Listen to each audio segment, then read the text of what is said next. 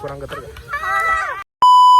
Di Pemkab Bandung, terus sekarang itu kita mau ke rumah kedinasannya Wakil Bupati Bandung, Bapak Sarul Gunawan.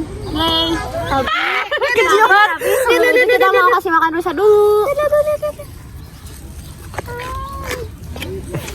Ini. Assalamualaikum warahmatullahi wabarakatuh.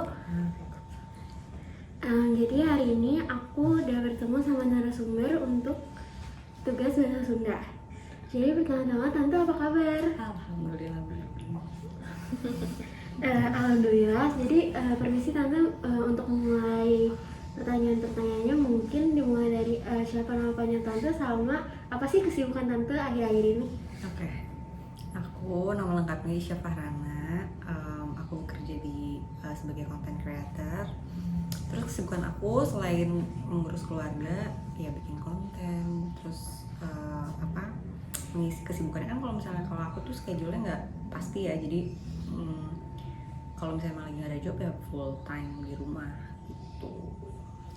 Kalau sejauh ini apa aja sih yang udah Tante capai gitu di karir Tante ini? So far aku udah ada advertisement, ada ya kayak iklan, entah itu TVC atau misalnya billboard, terus endorsement kerja sama brand korporat yang brand-brand besar gitu. Alhamdulillah aku udah pernah sih. Itu menurut aku udah achievement goals aja sih.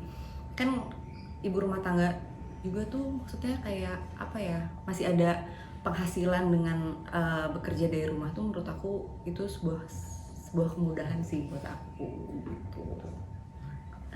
Terus kalau Tante tuh kerjanya tuh sendiri atau dari lembaga gitu sih? Enggak, aku nggak ikut agensi manapun, aku sendiri, beneran segala macam sendiri. Aku istilahnya aku tuh manajer aku sendiri gitu loh. Jadi aku nggak di manage sama siapapun gitu.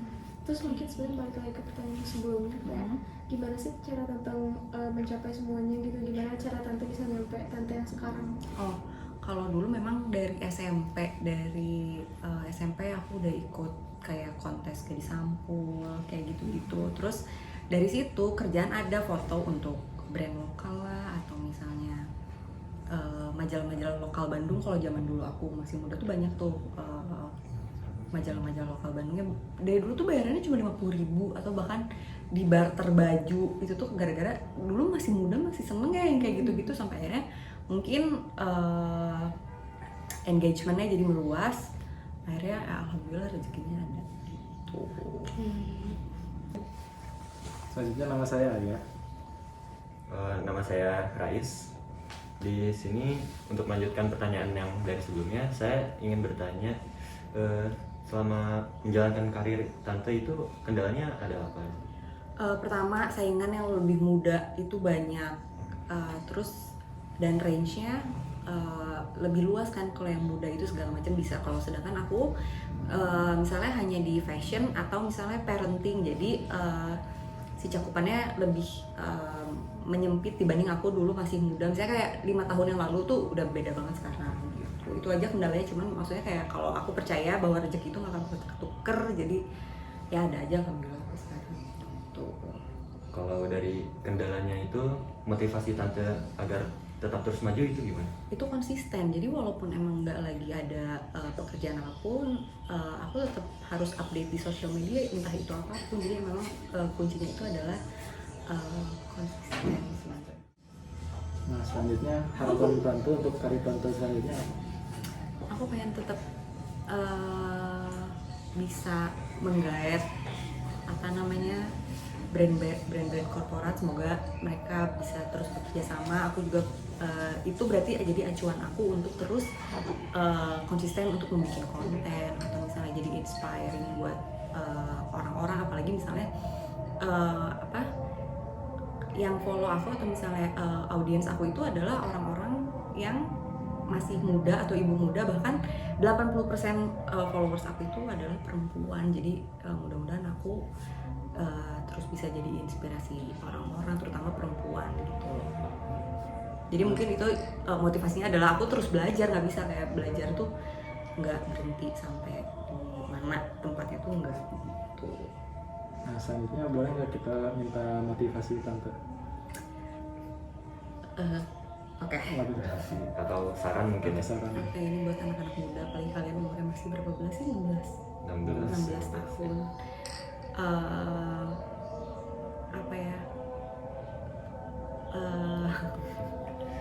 Terbata-bata. Apa ya? Motivasinya adalah kalian tuh jenjang karirnya masih luas, jadi kalian beneran kayak harus explore segala macem, gak usah satu doang.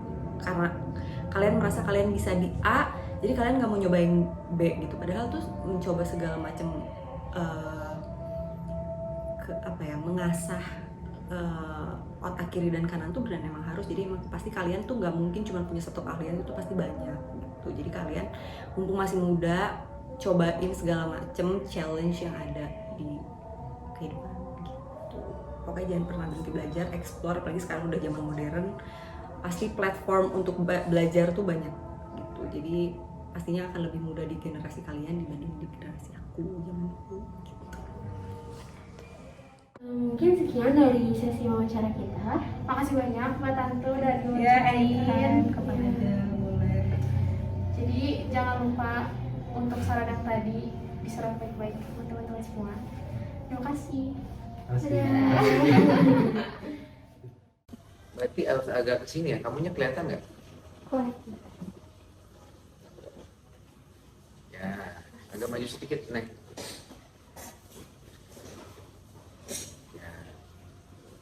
Oke.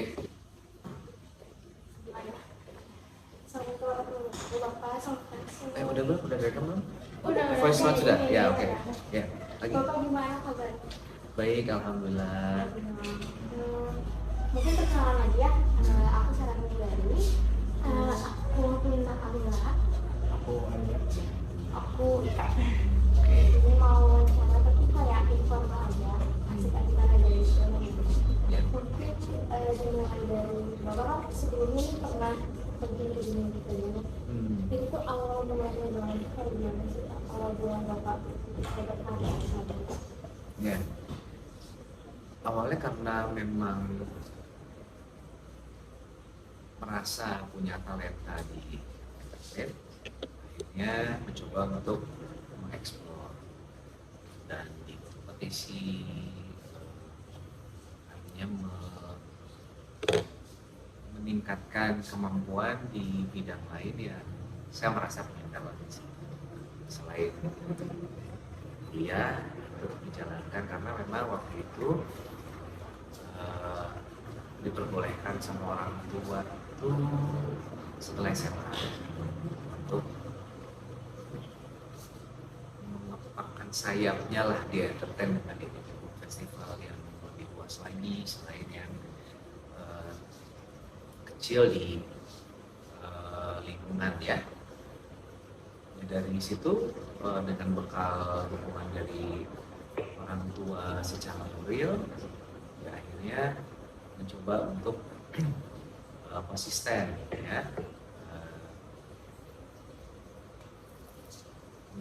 menangkap peluang di dunia entertain, berbagai macam festival diikuti dan yang penting kita ini konsisten ya.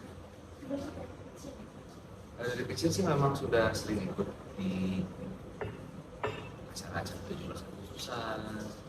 Terus saya juga waktu itu jadi anggota OSIS di Sekdi 8 kesenian. Nggak tahu kalau sekarang kayaknya masih sama nggak? 1-8 masih ya, 8 kesenian ya. Waktu itu senang berorganisasi dan ada rasa kepuasan ketika bisa membuat sebuah event. Tidak harus dari sekolah ataupun iuran dari siswa ya, tapi kita mendatangkan sponsor, terus mencoba melingkan dengan dinas terkait untuk misalnya pengadaan alat gedung misalnya, bahkan akhirnya kita di waktu itu sewa di SMA Negeri 1 Ciampea Bogor cukup eksis dan lumayan mendapat perhatian lah karena kegiatan kita, terus kemudian juga kita